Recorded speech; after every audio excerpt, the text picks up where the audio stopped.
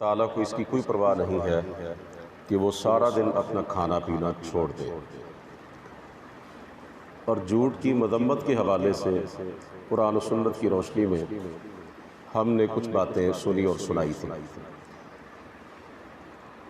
بات کا دوسرا رخ یہ ہے کہ جب جھوٹ چھوڑنا ہے تو پھر اختیار کیا کرنا ہے۔ ظاہر ہے جھوٹ کی جگہ پہ سچ آئے گا، یعنی روزے کے ذریعے در حقیقت ہمیں اس بات کی تربیت دی جاتی ہے کہ ہم نے اپنی زندگی سے جھوٹ کو نکالنا ہے، اسے اپنی زندگی کے تمام معاملات سے خارج کرنا ہے، اور ہمارا دین ہمیں اتنا باوقار بنانا چاہتا ہے کہ اللہ کے رسول کے فرمان کے مطابق ہمیں حسین مزاح میں بھی جھوٹ نہیں بولنا چاہیے۔ یہ آپ نے سٹیج ڈرامے دیکھے ہوں گے، ابھی اتفاق ہوا ہوگا آپ کو، اس میں کنجر قسم کے لوگ، واہیات قسم کے لوگ اپنی طرف سے جھوٹی باتیں بناتے رہتے ہیں لوگوں کو ہنسانے کے لیے، اور اس کو آج کل آرٹ اور کلچر اور فن کہا جاتا ہے۔ رسول کریم صلی اللہ علیہ وسلم نے فرمایا ہے کہ جو بندہ محض لوگوں کو ہنسانے کے لیے جھوٹ بولتا ہے، یہ نہیں سوچتا کہ میں غلط بات کہہ رہا ہوں، وہ اتنی دوری سے جہنم میں گرتا ہے جتنا فاصلہ مشرق اور مغرب کے درمیان ہے۔ ایسے بد فطرت لوگوں کی دیکھا دیکھی عام مسلمانوں میں سے بھی کئی لوگ ایسے ہوتے ہیں جو اپنی اہمیت بڑھانے کے لیے، اپنے آپ کو بڑا تیس مار خاں ثابت کرنے کے لیے، یا لوگوں کے اندر اپنی واہ واہ کروانے کے لیے اپنی طرف سے جھوٹی باتیں بنا کر سناتے رہتے ہیں، پھیلاتے رہتے ہیں، بڑی سے بڑی گپ مارتے ہیں۔ آپ ذرا غور فرمائیے کہ رسول کریم صلی اللہ علیہ وسلم کی یہ وعید سننے کے بعد کیا کوئی ایک سچا مسلمان جھوٹ بولنے کے لیے تیار ہو سکتا ہے؟ رسول کریم صلی اللہ علیہ وسلم نے فرمایا علیکم بالصدق، تم پر لازم ہے کہ سچ بولو، فإن الصدق يهدي إلى البر، کیونکہ سچ انسان کو نیکی کی طرف لے کے جاتا ہے، والبر يهدي إلى الجنة، اور نیکی انسان کو جنت کی طرف لے کے جاتی ہے۔ وما يزال الرجل يصدق، فرمایا ایک آدمی سچ بولتا رہتا ہے، مسلسل سچ بولتا ہے، ويتحرى الصدق، اور سچائی کی جستجو میں رہتا ہے، اس کی طلب میں رہتا ہے، اسے اپنے کردار کا، اپنی زندگی کا لازمی جز بنا لیتا ہے،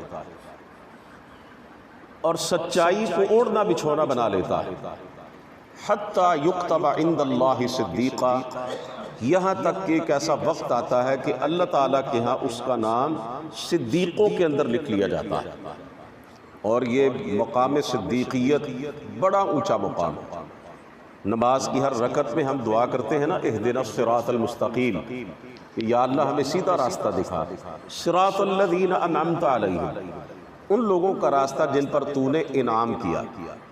اب ذہن میں یہ سوال پیدا ہوتا ہے نا کہ وہ کون سے بندے ہیں جن پر اللہ تعالیٰ نے اپنا انعام کیا، اور ہم اللہ تعالیٰ سے دعا کرتے ہیں کہ یا اللہ ہمیں انہی بندوں کے راستے پر ساری زندگی چلائے رکھنا۔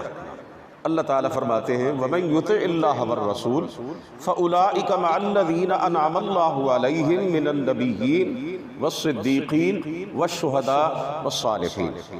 اس آیہ مبارکہ میں اللہ حکم الحاکمین نے فرمایا کہ 4 طبقے ہیں جن پر ہم نے اپنا انعام کیا ہے۔ پہلا طبقہ نبیوں کا، دوسرا طبقہ شہیدوں کا، تیسرا طبقہ صالحین کا، اور پہلا طبقہ نبیوں کا، دوسرا صدیقوں کا، تیسرا صالحین کا، اور چوتھا شہداء کا۔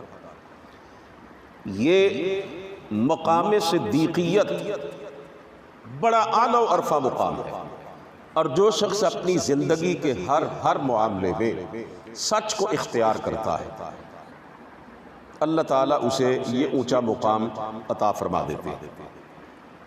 آپ صلی اللہ علیہ وسلم نے فرمایا الصدق ینجی والکذب یہلک، سچ نجات دیتا ہے اور جھوٹ ہلاک کرتا ہے۔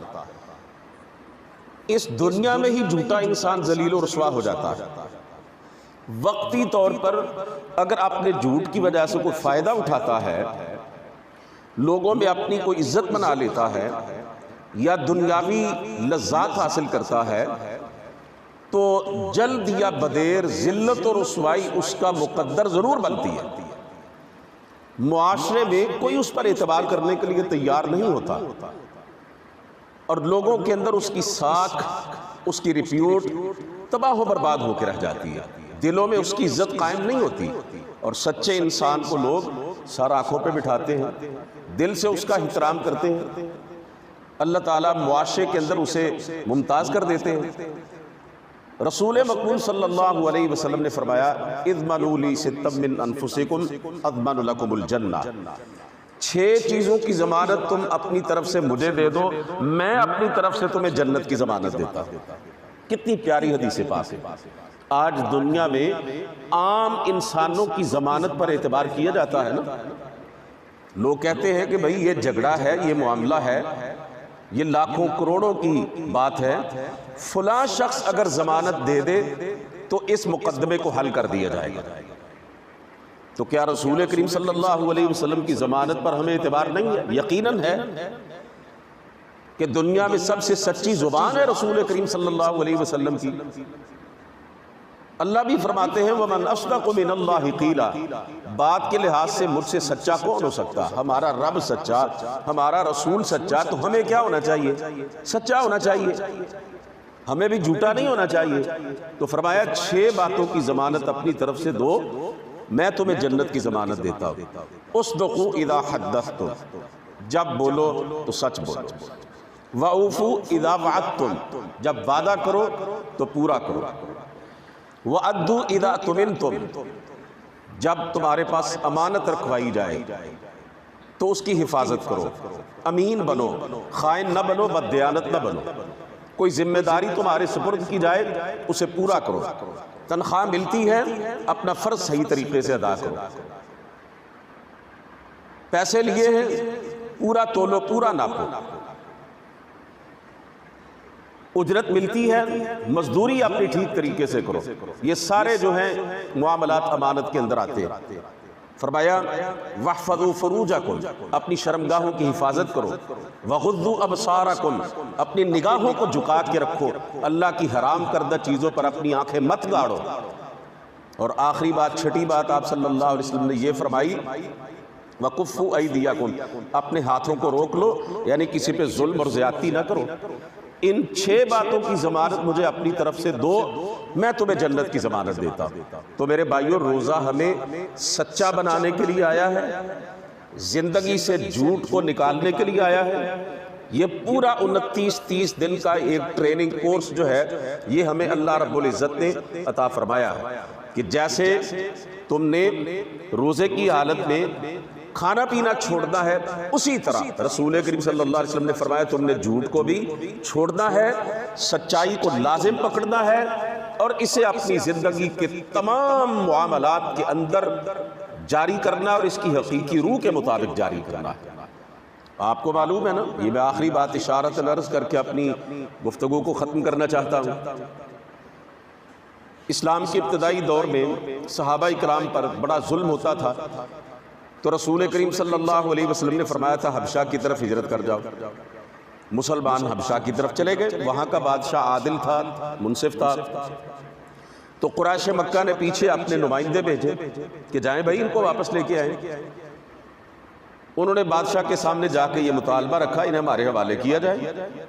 بادشاہ نے کہا کہ ایسے تو نہیں، میں ان کو تمہارے حوالے کروں گا، اتنی دور سے اپنا وطن چھوڑ کے یہ میرے ملک میں آئے ہیں تو کسی وجہ سے آئے ہوں گے نا۔ انہوں نے پوچھا مسلمانوں سے کیوں آئے ہیں آپ؟ حضرت جعفر بن ابی طالب رضی اللہ تعالیٰ عنہ نے بادشاہ کو بتلایا کہ یہ معاملات ہیں۔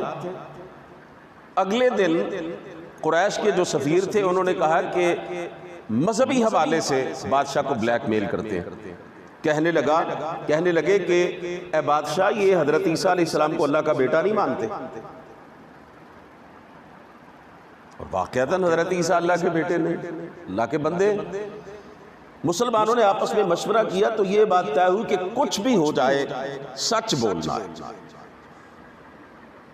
جان جاتی ہے تو چلی جائے، جھوٹ نہیں بولنا، سچ بولا۔ پھر اللہ تعالیٰ نے قرآن کریم کے اندر حضرت عیسیٰ علیہ السلام کے بارے میں جو بتلایا سورہ مریم کے اندر، وہ آیات پڑھی حضرت جعفر رضی اللہ تعالیٰ عنہ نے، اور سچ کی برکت یہ بادشاہ کی آنکھوں سے آنسو جاری ہو گئے، اور اس نے ایک تنکا زمین سے اٹھا کے کہا تم نے حضرت عیسیٰ کے بارے میں جو کچھ کہا حضرت عیسیٰ اس تنکے کے برابر بھی اس سے زیادہ نہیں ہے۔ سچ کی برکت۔ بادشاہ نے کہا قریش مکہ سے، کافروں سے، مشرکوں سے کہ نکل جاؤ میرے ملک سے، میں ان مظلوموں کو تمہارے حوالے کبھی نہیں کروں گا۔ تو سچ کی برکتیں ہی برکتیں ہیں میرے عزیزوں، دنیا میں بھی اور آخرت میں بھی۔ سچائی انسان کو نجات دیتی ہے دونوں جہانوں کے اندر۔ تو اللہ تعالیٰ سے دعا ہے کہ وہ ہمیں سچی زبان عطا فرمائے، ہمیں ہر حوالے سے سچ بولنے کی توفیق دے، ہمیں اپنے نبی صلی اللہ علیہ وسلم کے راستے پر چل کر صادق اور امین بننے کی توفیق عطا فرمائے۔ وآخر دعوانا ان الحمدللہ رب العالمین۔ بسم اللہ الرحمن الرحیم، والصلاة والسلام علی رسولہ الکریم وعلی آلہ واصحابہ اجمعین۔ الہ العالمین ہمارے دن کے روزے اور راتوں کا قیام قبول فرما۔ مولا کریم روزے کے ذریعے جو ہماری طرف سے اللہ تجھے صفات مطلوب ہیں وہ ہمیں اپنے کردار میں پیدا کرنے کی توفیق عطا فرما۔ اللہ کریم ہمارے بیماروں کو شفا عطا فرما۔ الہ العالمین ہر آفت سے، ہر بلا سے، ہر وبا سے محفوظ فرما۔ یا رب العالمین یا ارحم الراحمین ہمارے فوت شدگان کی مغفرت فرما، ہمارے تمام چھوٹے بڑے گناہوں کو معاف فرما۔ اے اللہ تیرے پیارے پیغمبر علیہ السلام نے فرمایا کہ تو اس مہینے کے ہر دن اور رات کو لوگوں کو جہنم سے آزاد کرتا ہے۔ مولا کریم ہمیں بھی اپنے ان بندوں میں شامل فرما، عذاب جہنم سے محفوظ فرما۔ اللہ جنت الفردوس میں ہمیں داخل فرمانا۔ اللہ ہمیں آخرت کی تمام سختیوں سے محفوظ فرمانا، دنیا اور آخرت کی بلائیاں عطا فرمانا۔ اے اللہ ہمارے ملک پاکستان پر اپنا کرم فرما، اسے حقیقی معنوں میں ایک اسلامی مملکت بنا۔ یا اللہ پوری دنیا کے مظلوم مسلمانوں کی مدد فرما، مجاہدین اسلام کو عزت اور غلبہ عطا فرما۔ اللہ اپنے دین کے دشمنوں کو نیست و نابود فرما، جب تک زندہ رہیں اللہ اپنے دین پہ قائم رکھنا، موت آئے تو ایمان والی موت عطا کرنا۔ ربنا افرغ علینا صبرا وتوفنا مسلمین، وصلی اللہ تعالی علی النبی الامین وعلی آلہ واصحابہ اجمعین برحمتک یا ارحم الراحمین۔